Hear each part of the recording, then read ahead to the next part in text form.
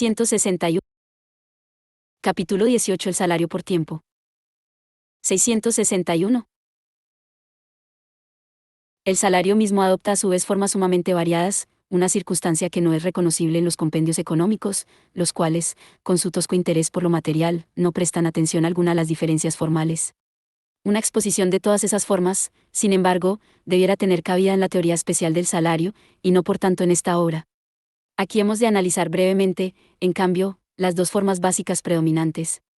La venta de la fuerza de trabajo siempre se verifica, como se recordará, por espacios de tiempo determinados.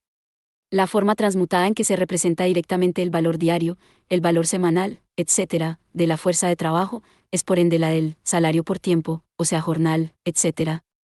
Hemos de observar, en primer término, que las leyes que rigen el cambio de magnitudes en el precio de la fuerza de trabajo y en el plusvalor, las leyes expuestas en el capítulo 15, se transforman mediante una simple modificación formal en leyes del salario.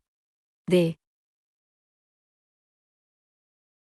igual suerte, la distinción entre el valor de cambio de la fuerza de trabajo y la masa de los medios de subsistencia en los que se convierte ese valor, reaparece ahora como distinción entre el salario nominal y el salario real.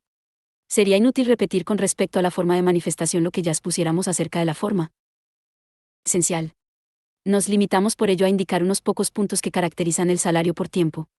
662. La suma de dinero 30 que percibe el obrero por su trabajo diario, semanal, etc., constituye el importe de su salario nominal, es decir, del salario estimado según el valor. Es claro, no obstante, que según la extensión de la jornada laboral, según, por ende, la cantidad de trabajo suministrada diariamente por el obrero, el mismo jornal, salario semanal, etc., podrá representar un precio muy diferente del trabajo, esto es, muy diferentes sumas de dinero por la misma cantidad de trabajo. 31. Por consiguiente, también en el caso del salario por tiempo es necesario distinguir entre importe total del salario, del jornal, del salario semanal, etc., y precio del trabajo. Ahora bien, ¿cómo se llega a ese precio, esto es, al valor dinerario de una cantidad dada de trabajo? El precio medio del trabajo se obtiene dividiendo el valor diario medio de la fuerza de trabajo entre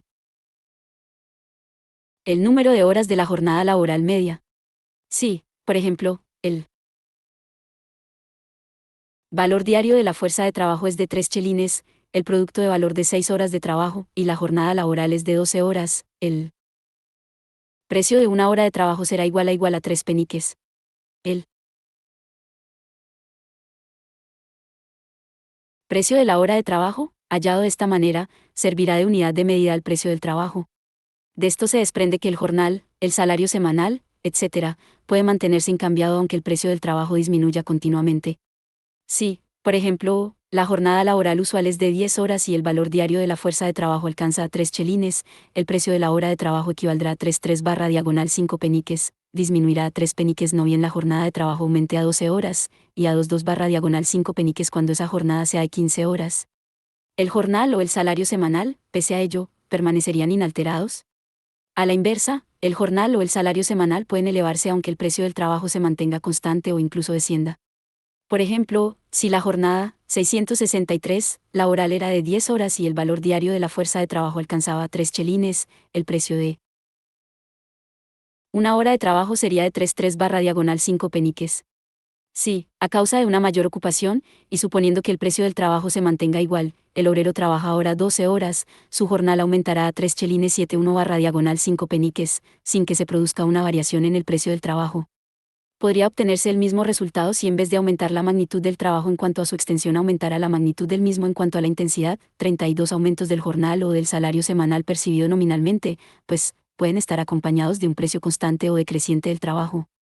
Lo mismo se aplica a los ingresos de la familia obrera, tan pronto como la cantidad de trabajo suministrada por el jefe de familia se acrecienta con el trabajo de los miembros de la familia.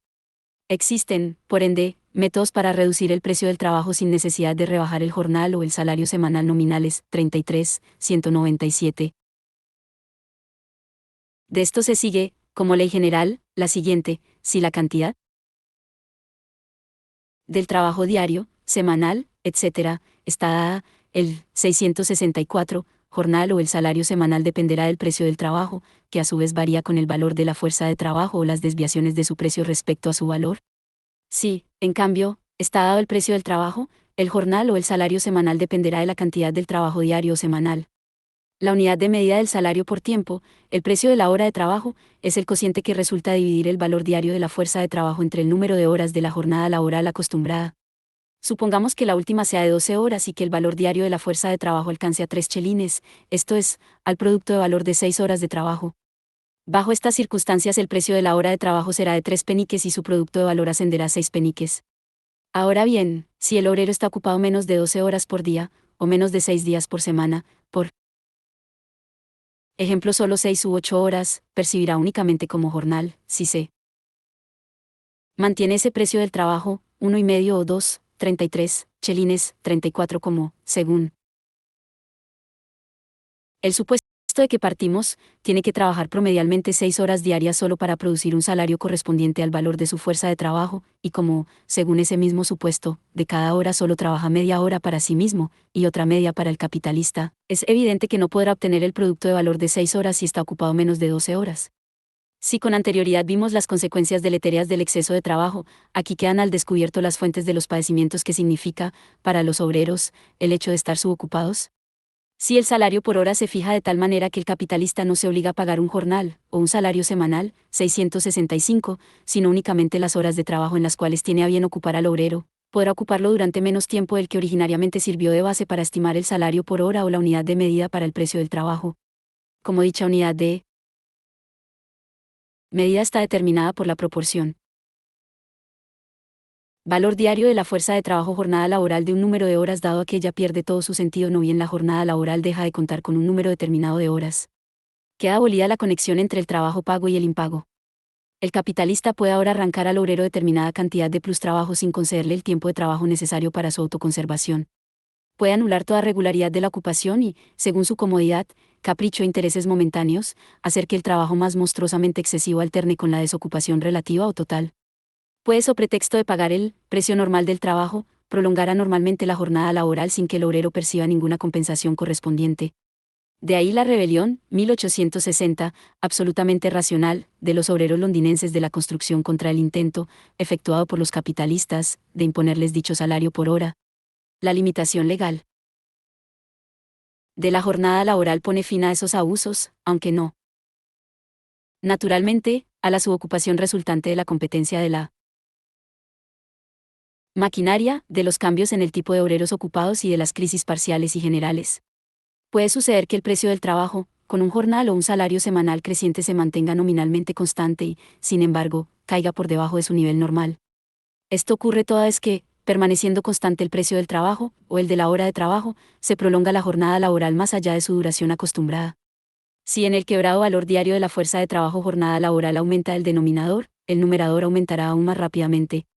El valor de la fuerza de trabajo 666, acrecienta porque lo hace su desgaste, se acrecienta con la mayor duración de su funcionamiento, y más rápidamente, en proporción, que el incremento de la duración de su funcionamiento. Por eso en muchos ramos de la industria en los que predomina el salario por tiempo y no existen límites legales para el tiempo de trabajo, ha surgido espontáneamente la costumbre de solo considerar normal la jornada laboral que se prolonga hasta cierto punto, por ejemplo hasta el término de la 10ª hora, normal working day, de day's work, de regular hours of work, jornada laboral normal, el trabajo de un día, el horario regular de trabajo. Más allá de ese límite el tiempo de trabajo constituye tiempo extra, overtime, y, tomando como unidad de medida la hora, se paga mejor, extra pay, aunque a menudo en proporción ridículamente exigua, 35. La jornada laboral normal existe aquí como fracción de la jornada laboral real, y suele ocurrir que la última sea, durante todo el año, más larga que la primera, 36, 34. El aumento en el precio del trabajo al prolongarse la jornada laboral más allá de cierto límite normal, adopta en diversos ramos industriales británicos la forma de que el bajo precio del trabajo durante el llamado horario normal obliga al obrero, si quiere obtener un salario suficiente, a efectuar horas extras, mejor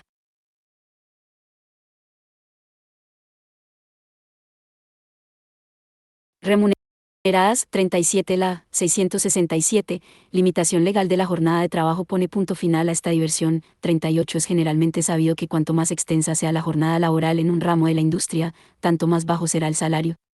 39. El inspector Fabril Alexander Redgrave ilustra ese hecho mediante una reseña comparativa del periodo bienal que va de 1839 a 1859, la cual muestra que el salario aumenta en las fábricas sometidas a la ley Fabril, mientras que se abate en aquellas donde Se trabaja de 14 a 15 horas por día, 40 de la ley según la cual, estando dado el precio del trabajo, el jornal o el salario semanal dependen de la cantidad de trabajo suministrado, se desprende que cuanto 668 menor sea el precio del trabajo, tanto mayor tendrá que ser la cantidad de trabajo o tanto más extensa la jornada laboral para que el obrero se asegure apenas un miserable salario medio. La exigüidad del precio del trabajo opera aquí como acicate para que se prolongue el tiempo de trabajo, 41. A la inversa, empero, la prolongación de la jornada laboral produce a su vez una baja en el precio del trabajo y consiguientemente en el jornal o en el salario semanal. La determinación del precio del trabajo según la fórmula valor diario de la fuerza de trabajo jornada laboral de un número de horas dado muestra que la mera prolongación de la jornada laboral abate el precio del trabajo, siempre que no haya una compensación. Pero las mismas circunstancias que permiten al capitalista, a la larga, prolongar la jornada laboral, primero le permiten y por último lo obligan a abatir también el precio nominal del trabajo, hasta que descienda el precio del número de horas aumentadas y, por tanto, el del jornal o el del salario semanal. Baste aquí con referirnos a dos circunstancias. Si un hombre ejecuta el trabajo de uno y medio o de dos hombres, el aflujo de trabajo aumenta aunque la oferta de las fuerzas de trabajo que se hallan en el mercado permanezca constante. La competencia que se genera de esta suerte entre los obreros pone al capitalista en condiciones de reducir el precio del trabajo, y la baja de este precio le permite, a su vez, prolongar aún más el horario de trabajo, 42 pronto. Sin embargo, esta 669 disposición de cantidades anormales de trabajo impago, esto es, de cantidades que rebasan el nivel social medio, se convierte en medio de competencia entre los capitalistas mismos. Una parte del precio de la mercancía se compone del precio del trabajo. No es necesario incluir en el precio de la mercancía la parte impaga del precio del trabajo. Se le puede regalar esa parte al comprador de mercancías. Es este el primer paso al que empuja la competencia. El segundo paso que ya obliga a tomar consiste en excluir asimismo del precio de venta de la mercancía una parte del plusvalor anormal generado por la prolongación de la jornada laboral. De esta suerte se constituye, primero esporádicamente y luego, poco a poco, de manera fija, un precio de venta de la mercancía normalmente bajo, precio que a partir de ahora se convierte en fundamento constante de un salario mísero y de una jornada laboral desmesurada, así como en un principio era el producto de esas circunstancias. Nos limitamos, meramente, a mencionar este movimiento, ya que el análisis de la competencia no ha de tener cabida aquí. Pero dejemos hablar por un momento, no obstante, al capitalista mismo.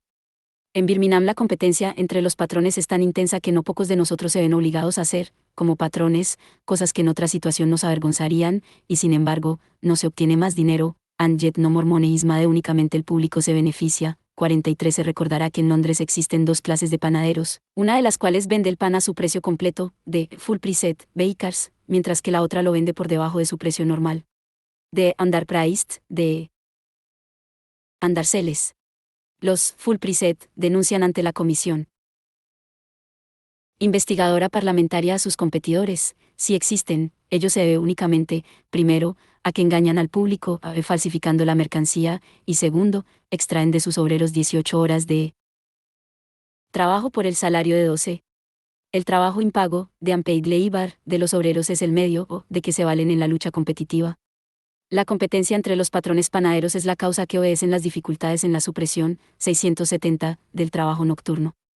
Un empresario que vende su pan por debajo del precio de costo, precio que varía con el de la harina, se resarce extrayendo más trabajo de sus obreros.